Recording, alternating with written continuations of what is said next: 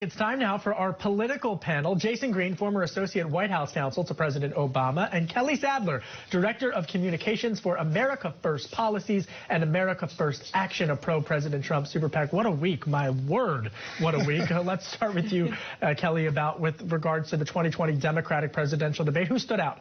Nobody. Oh, come on.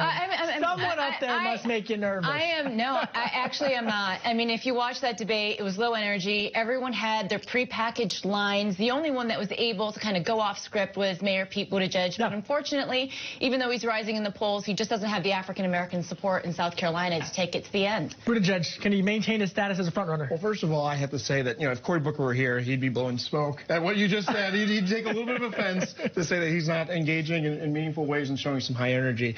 But to your question about where is Mayor Pete does have he's gaining some significant support, and obviously, money, too. In the early states. I would imagine on the money front, Cory Booker would also expect to be in that conversation. But around the African-American vote, right? Pete is showing that he's able to build that coalition. That's the question right now. Former Vice President Biden has demonstrated that he's able to be a coalition builder, and that's the test for Pete and the other candidates there in that top tier, whether or not they can pull together a coalition to really be successful through the primary. Jason, Elizabeth Warren's sort of two-step on healthcare, is that going to hurt her in the polls or help her? Say that for me one more time, question. The backtracking a little bit from Elizabeth Warren on healthcare, where she's now deciding that we'll get to single payer in 2 steps as opposed to 1.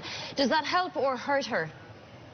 I think what you're seeing right now is a strong and robust debate from Democrats around this question of health care and what's the right format to get there. So Warren in particular is going to face some strong questions from her competitors for the Democratic nomination around what's the best way to get to a health care for all proposal.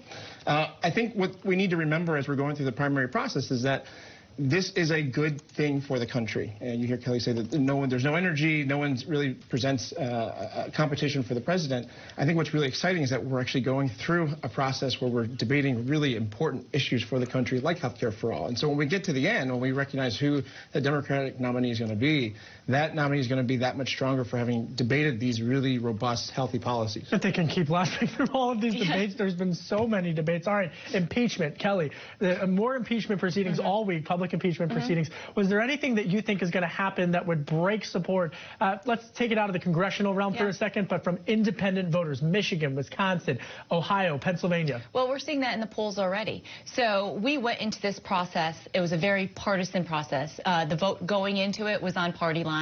Actually, the only bipartisan part was not to endeavor down this lane. What the Democrats needed to do this week is they needed to grow support to kind of break these partisan chains. And when we saw Will Hurd yesterday come out and say, listen, I don't think it's there. This has been there's no clear charges here to pursue. So, and then you see the Emerson poll where you have, independents basically saying, hey, we're against impeachment. So the polling is showing it. Kelly, Jason, there's so much to talk about. Stick around, much more ahead with our political panel. This is Bloomberg. From New York, this is Balance of Power on Bloomberg Television and Radio. I'm Bonnie Quinn. And I'm Kevin Cirilli in Washington, D.C. We're back with our all-star political panel. All right, we heard from Kelly earlier about these polls that would suggest maybe some good news for President Trump regarding the impeachment inquiry. Jason, I take it you have a different look. Surprise, surprise. I have a different opinion than my friend Kelly here. I think what's important is that we need to remember, I said this when I was on the program a few weeks ago, that Democrats really need to do 3 things. Right? One is to make a case to the American people. And so I think people are frustrated that they're about to go on a recess right now. It's an important time for them to go and say, this is why we're bringing this case, this is what it means, and to get that feedback from the American people. That was one.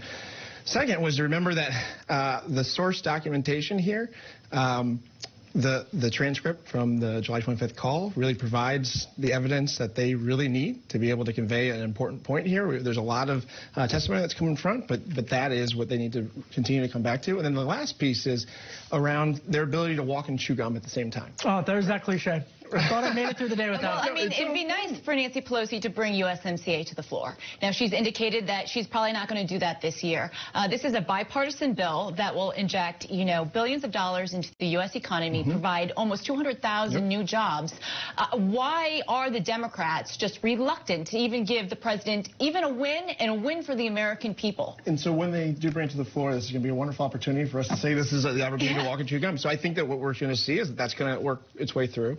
And then I think right behind it, I do see it. I think that we will. I also think that we're going to be able to see movement around infrastructure, which has been the long talked about, policy. Still infrastructure week. It's infrastructure week every week. But I see movement in that space. That's also going to come through. I'm not so sure if I agree with you, and this is the reason why. If they do go through the impeachment proceedings, they go on recess and they come back and they put it to a vote and they kick it off to the House. The president has stated very clearly, if you proceed with this, then we're going to take it to the Senate and we want a trial, and that will last until 6-8 weeks. Yeah, but the point there that you're just saying is that the president's going to be obstructionist in that point. So I think what's really important. Let me jump in here on the issue of USMCA. A lot of Democrats want it done privately behind the scenes. Do you think, though, ultimately that will cross the finish line? I mean, I obviously there's some indications on both sides for reasons that we're obviously stating, but I think that we recognize the significance of this from a job creation perspective. Right, this is what.